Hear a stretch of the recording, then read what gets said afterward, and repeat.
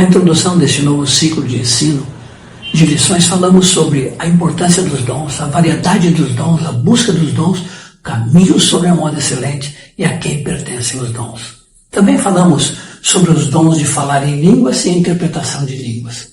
Muitas perguntas foram feitas, vimos que os dons do Espírito despertam muito interesse na Igreja do Senhor. Então, queremos repetir algumas coisas para fixar melhor.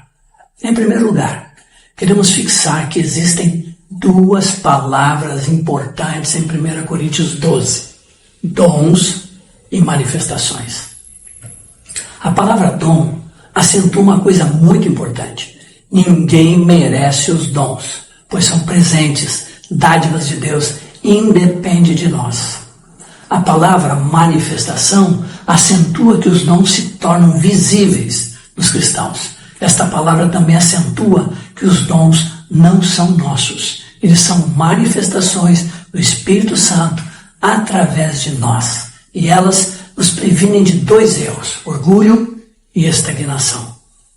Em segundo lugar, queremos fixar que o dom de línguas é o único dom para edificação própria. Em terceiro lugar, queremos fixar que quem fala em línguas não fala a homens, senão a Deus. Portanto, a interpretação deve manter a mesma direção. A interpretação jamais será Deus falando aos homens, mas o homem falando a Deus. Bem, antes de falarmos propriamente sobre os dons que queremos ministrar, a palavra de sabedoria e a palavra de conhecimento é necessário dizer algumas coisas.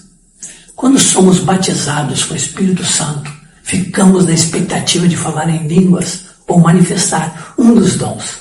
Isso que está correto, mas seria importante entendermos bem o que a Escritura enfatiza o recebimento do Espírito Santo. Vamos ler com atenção a promessa em Atos 1:8. Mas recebereis poder ao descer sobre vós o Espírito Santo, e sereis minhas testemunhas, tanto em Jerusalém como em toda a Judeia e Samaria e até os confins da terra.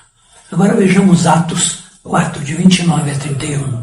Agora, Senhor, olha para as suas ameaças e concede aos teus servos que anunciem com toda intrepidez a tua palavra, enquanto estendes a mão para fazer curas, sinais e prodígios por intermédio do nome do teu santo servo Jesus. Tendo eles orado, tremeu o lugar onde estavam reunidos. Todos ficaram cheios do Espírito Santo e com intrepidez anunciavam a palavra de Deus.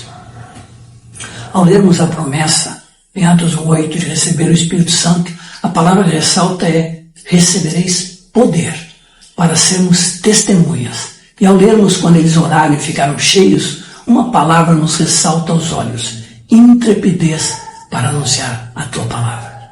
A característica principal de alguém que recebeu o Espírito Santo é que ele se torna intrépido, pois sem a intrepidez, sem a coragem, sem nos expormos, não seremos proclamadores e tampouco manifestaremos os dons. Quando oraram, estavam sendo perseguidos, portanto o medo estava presente. Depois da oração algo aconteceu. Geralmente nós nos fixamos que o lugar tremeu, mas isto foi o mínimo. A bênção foi que ficaram cheios do Espírito Santo e com intrepidez anunciavam a palavra. A intrepidez é necessária para manifestarmos os dons, pois o medo seguidamente nos acompanha. A dúvida vem em nossa mente: isto vem de Deus, isto vem de mim mesmo? E muitas vezes nos impede de sermos instrumentos do Espírito Santo para que Ele manifeste o dom através de nós. Quantos de nós já tiveram dúvidas? E quantos de nós calaram e não agiram por causa das dúvidas?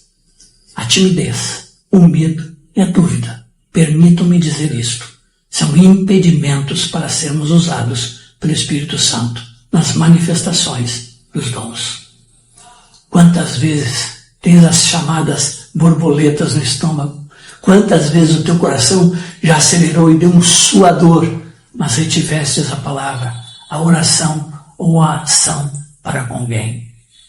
Se queres ser usado pelo Espírito Santo e permitir que Ele manifeste os dons através da tua vida, vais ter que te expor mais. Não estou animando a fazer de qualquer coisa, de qualquer maneira, mas sim aprenderes a discernir a voz do Senhor. Alguém pode estar perguntando, não vai falar sobre os dons de palavras de sabedoria e palavras de conhecimento? Bem, vamos lá. Palavra de sabedoria é a aplicação sobrenatural do conhecimento. É saber o que fazer com o conhecimento natural ou sobrenatural que Deus te dá, ou seja, é um julgamento adequado para a ação. A palavra de conhecimento revela a informação, mas a palavra de sabedoria diz como aplicar a informação. Vamos ver alguns textos da Escritura que nos deixarão clara a manifestação deste dom. Mateus 21, de 23 a 27. Lá está assim.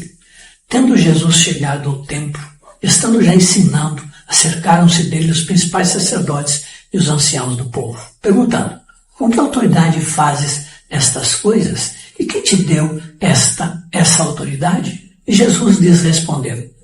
Aqui vem a palavra de sabedoria. Eu também vos farei uma pergunta. Se me responderdes, também eu vos direi com que autoridade faço estas coisas. De onde era o batismo de João? Do céu ou dos homens? E discorriam entre si. Se dissermos do céu, ele nos dirá, então por que não acreditastes nele? E se dissermos dos homens, é para temer o povo, porque todos consideram João como um profeta. Então responderam a Jesus, não sabemos. E ele, por sua vez, nem eu os digo com que autoridade faço estas coisas. Vamos ver Mateus 22, 17 a 22. Lá está assim. Dize-nos, pois, que te parece? É lícito pagar tributo a César ou não? Jesus, porém, conhecendo-lhes a malícia, respondeu, por que me experimentais, hipócritas? Vem a palavra de sabedoria. Mostrai-me a moeda do tributo. Trouxeram-lhe um denário. E ele lhes perguntou, de quem é esta efígie e inscrição? Responderam, de César. Então lhes disse, palavra de sabedoria, dai, pois, a César o que é de César e a Deus o que é de Deus. Ouvindo isto, se admiraram e deixando-o, foram-se. Vejamos João 8, de 3 a 11. Os escribas e fariseus trouxeram à sua presença uma mulher surpreendida em adultério, e fazendo-a ficar de pé no meio de todos, disseram a Jesus, Mestre, esta mulher foi apanhada em flagrante adultério, e na lei nos mandou Moisés que tais mulheres sejam apedrejadas. Tu, pois, que dizes? Isto diziam eles, tentando-o, para terem de que o acusar. Mas Jesus, inclinando-se, escrevia na terra com o dedo. Como insistissem na pergunta, Jesus se levantou e lhes disse, palavra de sabedoria, aquele que dentre vós estiver sem pecado, seja o primeiro que lhe atire pedra. E tornando a inclinar-se, continuou a escrever no chão. Mas ouvindo eles esta resposta, e acusados pela própria consciência, foram se retirando, um por um, a começar pelos mais velhos até os últimos, ficando só Jesus e a mulher no meio onde estava. Erguendo-se Jesus, e não vendo ninguém mais, além da mulher, perguntou-lhe, mulher, onde estão aqueles teus acusadores? Ninguém te condenou? Respondeu ela, ninguém, Senhor. Então lhe disse Jesus, nem eu tampouco te condeno, vai e não peques mais. Vejamos mais um texto, Marcos 3, de 1 a 4. De novo entrou Jesus na sinagoga, estava um homem que tinha ressequida uma das mãos. E estavam observando Jesus para ver se o curaria em dia de sábado, a fim de o acusarem. E disse Jesus ao homem da mão ressequida, vem para o meio. Então lhes perguntou, palavra de sabedoria, é lícito nos sábados fazer o bem ou fazer o mal? Salvar a vida ou tirá-la? Mas eles ficaram em silêncio.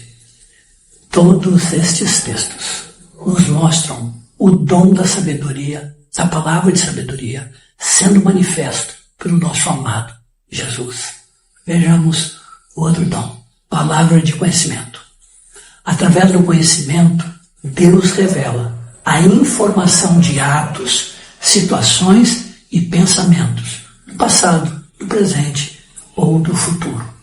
Vejamos alguns textos. Mateus 9, 3-4. Mas alguns escribas diziam consigo: este blasfema. Jesus, porém, conhecendo-lhes os pensamentos, disse: porque cogitais o mal no vosso coração. Vejamos 2 Samuel 12, 1-7. O Senhor enviou Natã a Davi. Chegando Natã, Davi disse-lhe: havia numa cidade 2 homens, um rico e outro pobre.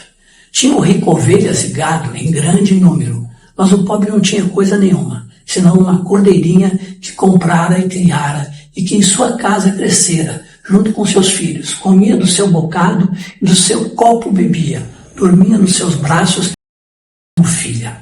Vindo um viajante ou homem rico, não quis este tomar das suas ovelhas e do gado para dar de comer ao viajante que viera a ele, mas tomou a cordeirinha do homem pobre e a preparou para o homem que lhe havia chegado. Então o furor de Davi se acendeu sobremaneira contra aquele homem e disse a Natã: tão certo como vive o Senhor, o homem que fez isso deve ser morto, e pela cordeirinha restituirá 4 vezes, porque fez tal coisa e porque não se compadeceu. Então disse Natã a Davi: tu és esse homem. Palavra de conhecimento. João 4, 16-18.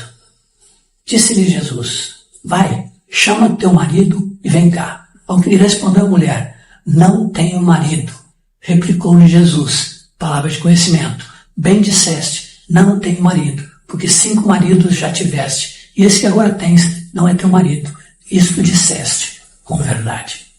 Vejamos Atos 5, de 3-4. Então disse Pedro: Ananias, por que encheu Satanás teu coração para que mentisses ao Espírito Santo, reservando parte do valor do campo, conservando-o, porventura não seria teu, e vendido não estaria em teu poder? Como, pois, assentaste no coração esse desígnio? Não mentiste aos homens, mas a Deus. Palavra de conhecimento foi revelada a Pedro.